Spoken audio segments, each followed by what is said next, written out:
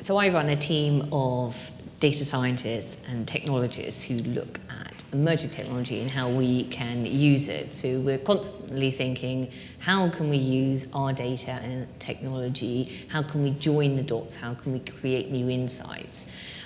Because we receive the entire works of Shakespeare twice every week, unstructured. We get quite a lot of information. So we have to work out how to do it. And the data comes in lots of different places. And now, of course, consumer behavior is very different. So therefore, those touch points are very different. The way it comes in is very different. And so we're constantly thinking how to think. And then we're sort of thinking, where do we put this? How do we make sure it's secure, it's accessible? How can we analyze it and process it? We always need more high processing power, all of those things. So to be honest, a lot of my job is constantly trying to problem solve. How can we do everything faster, more intuitive? What technologies are out there? You know, how can we join the dots? But part of my problem is also taking an organisation such as the Bank of England, which probably looks a little bit odd sat here, into that modern era. You know, taking people to go, well, you know, what is the cloud? You know, what's IoT? How do we do this? How do we get those insights? How do we join the dots? How do we connect people? So I would say a lot of my time is there trying to get everyone to the future. If that answers your question. Fantastic. To a degree. Fantastic. It's a good kick-off. Tanya, maybe to you. And Helen, you know, you just said that you had a whole load of problems to solve, and part of your job was really finding out the solutions to those problems where you could source them. And yeah. I can tell you IoT Tribe is definitely a place for that, because we have the privilege of working with really talented founders from not just the UK, but across Europe and more globally. And they have solutions that are part of what we are all now living in, which is a connected society, which is only going to get more connected, more complex, perhaps from a technological perspective, but we also need to make sure that it is frictionless from a user perspective. And a lot of the companies that we work with are working with technologies that can actually orchestrate and make sure that all parts of that very complex ecosystem are as transparent and as useful as it possibly can be for their clients. Fantastic. Thanks very much. Maybe as a first question to the both of you, IoT trend picked up about, I would say, 2015. There's already nearly a decade of work. What have been your learnings? What have you been seeing in the past years, observing IoT, observing cloud and edge cloud, and also where are you focusing most of your attention currently as you see this kind of wave evolve? Maybe Tanya, I'll let you go first. Thank you. So it's really quite interesting because you know, when we first started IoT Tribe, people would say, well, what's the IoT for? We'd say the Internet of Things, and nobody really knew what the Internet of Things was. Now that's definitely not the case, and the level of connection and interaction with the IoT generally is it's everywhere. It's pervasive, as the name would suggest. And what we're seeing is, whereas the challenges initially were even getting potential clients to understand what the startups were offering and how that technology could really provide business value, now the challenges are much more sector specific. So they are any company working within, whether it's data or IoT or edge computing or cloud computing, the solutions need to be much more relevant for specific sector needs.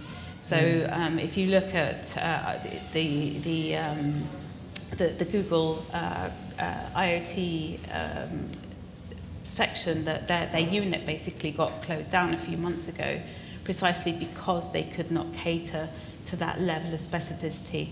And that means that, and you can see this in the trends, for example, with semiconductors and new chip manufacturing. You know, the level of latency that you need to basically include or factor in is very, very different if you're talking about a connected vehicle or whether you're talking about something much more mundane that is going to be, I don't know, maybe regulating the temperature in your house. So the different use cases and the different environments in which the technology is going to be deployed are requiring a much more specific and concrete solution, something that is very, very tailored to the case at hand. Yeah, in a way, all of these specificities are also a sign of a maturing economy that knows better what it wants, a maturing industry that knows more particularities of the use cases, I guess, in a way. I think it's also trade-offs. So in any business decision, there are always trade-offs. Do you go for cost over quality or quantity, or Helen, you would have seen this also when you're looking at data. Structuring that unstructured data. To what degree do you actually really need to have all of the data coming in and feeding into a particular algorithm or solution, or do you choose what you use and what for? And I think it's those trade-offs now that do take into account things like cost, speed, redundancy. That's a very important one for the IoT. Those are the things that are going to enable customers and clients to really understand what component they need to pick for what particular part of their value chain. Fantastic. Helen, same question to you. A couple of points. It takes me back to 2005, which I know was a really long time ago, but I was working for Microsoft in Redmond, and I remember walking around campus, and one of the things they had was a tablet, and it was in the environment of someone's living room, and everything was connected. And we all sat there, and it's 2005, going, "What is this? How is that?" You sit there going, "Oh my God, that's just mad, right?" Here we are in 2022, and that environment is being superseded. Everything is different, everything is connected, and people expect that in their environment. And when I sit here, in my role, I think people trust their banks. We know that whoever you bank with, they know a lot about where you spend, what you do, and so forth. And we supervise that. So you sort of sit there going, there's a lot of data that goes around the organisation. They can see what you're doing, how you're doing it, whether you're doing it through other mechanisms, or whether you're paying on your card. They know what IP address you are in. There's all of this stuff, right, that they know. So I sit there and think, well, if banks know all of this, how do I feel as a supervisor? How do I feel that they should know all of this? How can we think about it? So one of the pieces of work that we've commissioned is data ethics. So we sit there and we think, okay, well, we use machine learning inside to help us think. Right, that's lovely. So we have to understand the ethical position of that. What's the biases, what's the models, how do we do all of that? That's really important. But then also, how do banks use that information? What's the ethical position of what they're doing? Because they know everything. They can see when you've left your house, you've got on the bus, and then you've maybe gone on the tube, and then you've popped into Costa. They can see all of that because of your transactions, so they know a huge amount. And I think, what I try to sit there and think, okay, how should we think about that from an ethical perspective?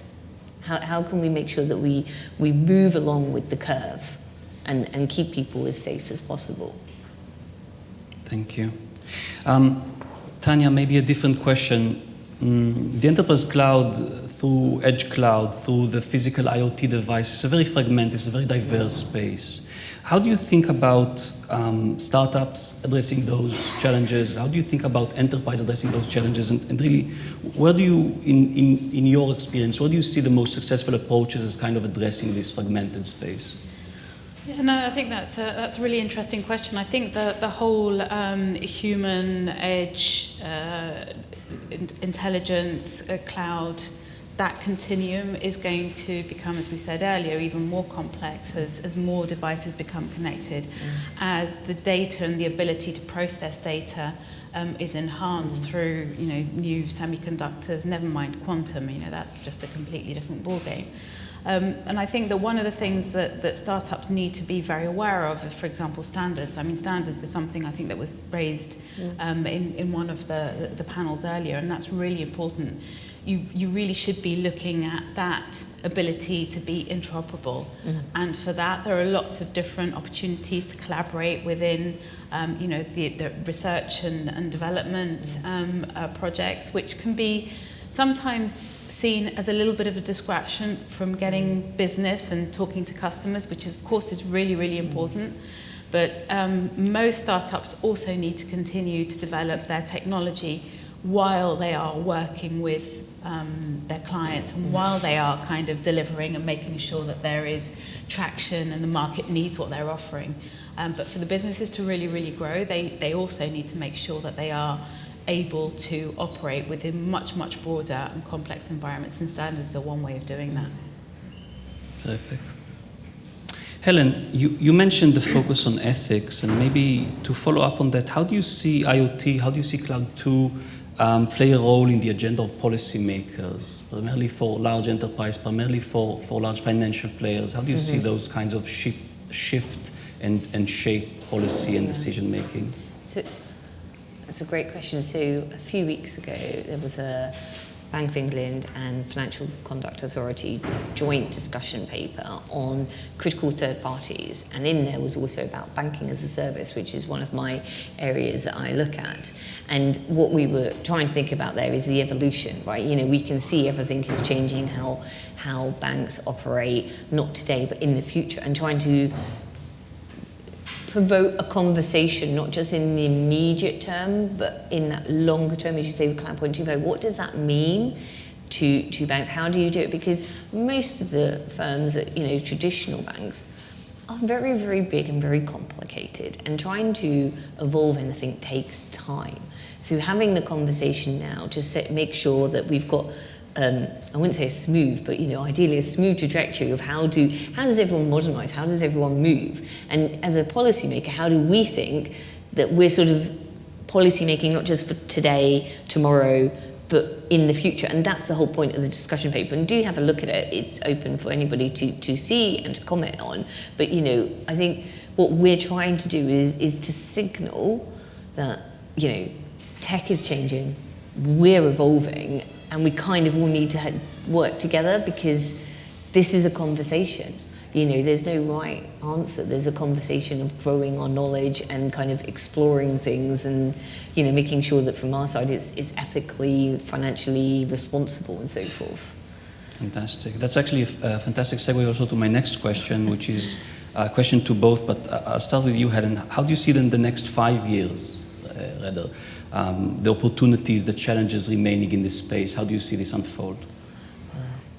My to-do list is quite long, and, you know, there's lots of things, and coming to places like this, I felt so invigorated, particularly by the last presentation. I thought that was fabulous, you know, and I think that as much as I've got an idea of what we want to do, you know, things like early warning indicators, you know, putting tech together so that we can see, join the dots, make new insights, you know, we're building models so that we can predict movements in the market more, or products and services. We can see trends on business models and risks and vulnerabilities. That's like a massive piece of work, and that constantly evolves. But also, it's not just that. There's that part of what we do is about innovation.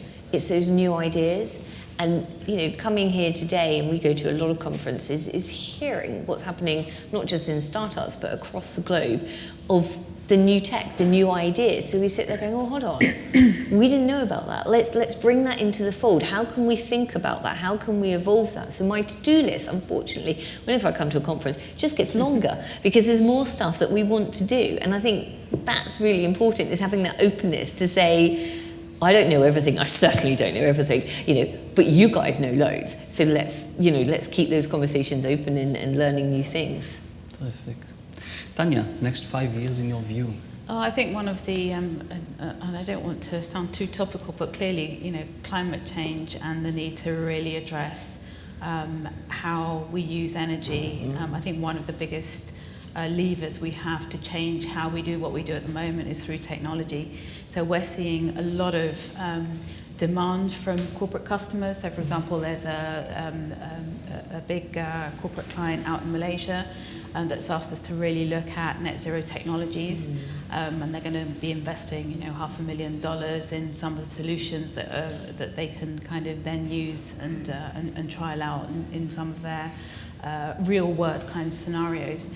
But beyond that, there are so many different technologies that you can use to reduce even, or to make this building much more efficient from an energy perspective, to make sure that, obviously, you know, electrification is a big thing, but electrification requires a whole load of IoT technologies behind it to work properly. You can make the energy we spoke about a digital divide, which still exists, but now we're definitely feeling and living through an energy divide.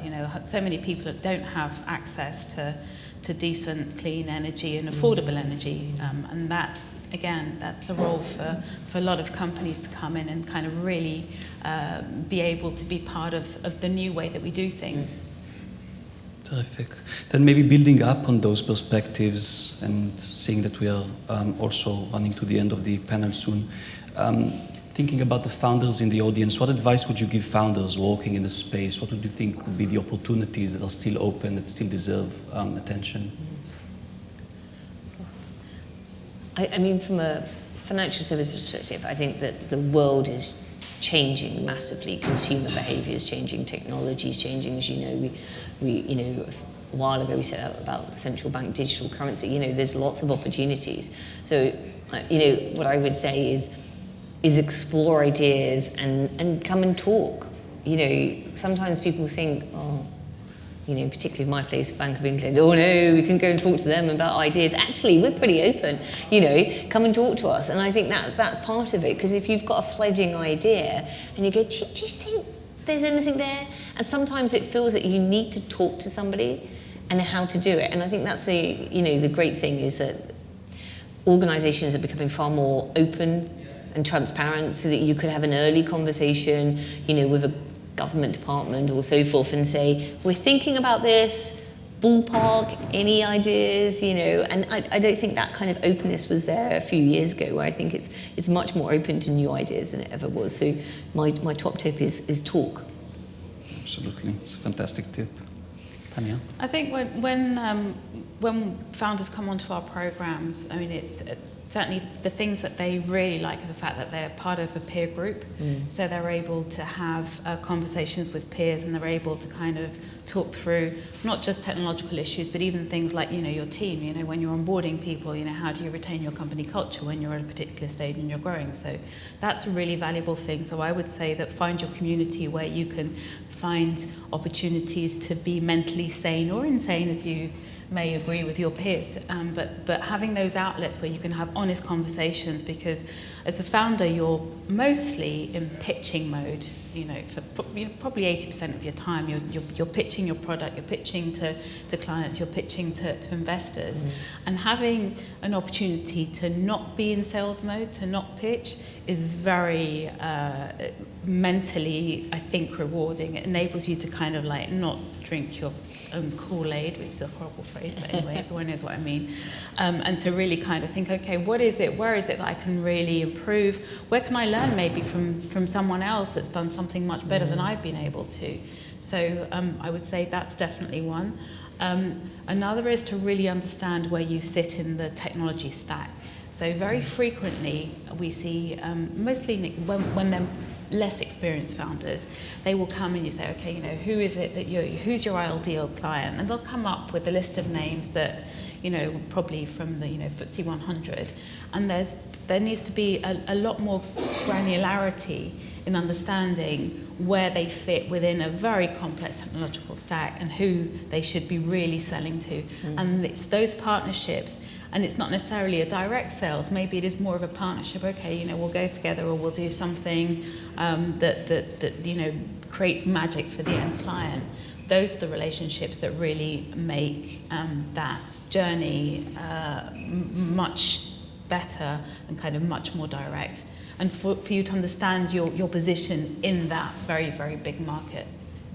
Terrific. And maybe taking that question from a different perspective, maybe advice to investors in terms of undervalued opportunities, high value, underlooked or underexplored opportunities. Where do you see those? You've mentioned impact, you've mentioned energy.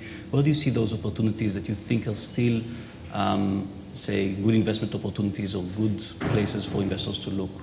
Yeah, so I think that one of the previous presentations, solving big problems, but that's a very kind of generic thing to say. So I think the investors' impact is a bit of a dangerous word, because I think that you can you can confuse what impact means. I think you can talk about the impact of the technology and really understand whether the technology, for example, we've got a startup called GeoFem. What they do is they merge IoT data with data that they receive from satellites, from Sentinel-5, to identify where in rail tracks there's a risk of derailment. And that's huge impact. But it's not just impact in terms of possible loss of life. It's operational impact. It's an impact in terms of the amount of insurance that those rail operators, they've signed a contract with South African Railways where the amount of rail track that has to be monitored. I mean, it's miles and miles and miles, and very difficult to access tracks as well. So I think that those are really difficult problems to solve. There is a market, there's a client, and those are the opportunities that sometimes are not obvious. If you're just doing some general scouting, that might slip through the net because the top level description of what that startup does doesn't necessarily sound terribly sexy, but actually when you look in detail at that impact, it is significant, and the market there can be huge. But I would also say again, and I don't want to sound too topical, but diversity is still not being addressed sufficiently, either within the partner level of investment firms. So you need to bring on board more diverse, partners to make sure that those investment decisions can be made without bias, and that includes diversity in all its forms. I think there's definitely an untapped market there. Absolutely agree. Helen, we've heard in the last conversation Rand talking about blockchain opportunities in privacy for blockchain. How do you see investment opportunities, especially in regulation tech, fintech, around maybe blockchains, maybe handheld devices, wallets, or those things that you're looking at the moment? So I'm not looking at those so much, but I think from an investment, I always think social inclusion. Tech is changing in such great speeds, but there's lots of different demographics, there's lots of different people around the world, and I think it's important that everybody's included, so I would say that my focus, if I was, involved from that investment perspective, it would be, making sure that you cater not just to the masses, but you think about the societal impact that you have, or the opportunities for people to be excluded. Fantastic. I think we're running to the end of the time, maybe a couple of minutes for questions from the audience, if anyone has any question for the panelists. All right. So unless there's questions that are too shy to raise their hands, to sum up, I think we've heard a few interesting perspectives about data, about IoT, about the cloud 2.0, about opportunities in enterprise and regulation. We've talked a bit about opportunities in monitoring climate change, in sensory and deploying also technology more broadly, and I think it also connects very interestingly to the privacy conversation we had, to other topics that we've heard about in the rest of the day around the impact of deep tech and the impact of data ecosystems. So I want to thank the audience for your attention. I want to thank the panelists, and hope you have a great rest of the day. Thank you.